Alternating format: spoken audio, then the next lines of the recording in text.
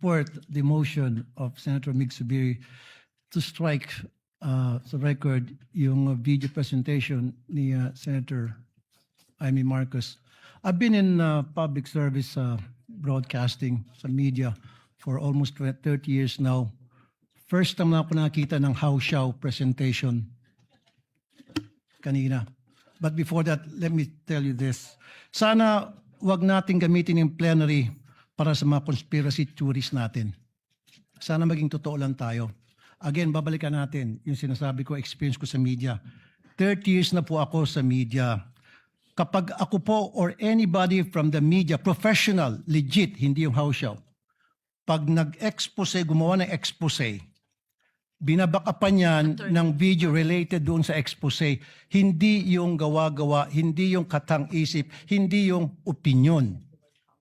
Pag naglabas ng expose ang isang tao, especially dito sa bulwagang ito, dapat related doon sa sinasabi noong senador.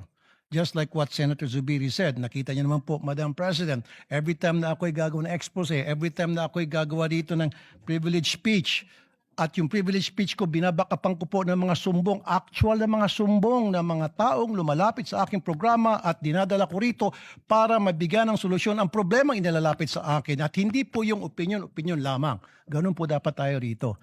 Now, ilang beses na po tayo nagpalit ng liderato dito sa Senado. Every time nagkaroon ng palitan, ngayon lang po ako nakita na nagkakaroon ng kaguluhan. Why? What's wrong? Dapat hindi na po. Let's move on. Kasi nasasayang po yung oras natin dito, puro na lang bangayan. The people have spoken. Sinasabi nila, enough is enough. We've been like a circus for the past few days. Pinagtatawanan po tayo. I was out there last night. Pag naglalakad ako, kinakausap ko ng mga tao, ano nangyari sa Senado? Ano bang nangyari sa inyo? What's going on?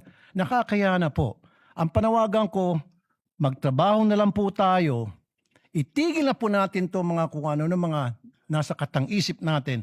Let's move on because we were voted, elected by the people para magtrabaho, hindi para magbangayan. Maraming salamat, Madam President. Maraming salamat.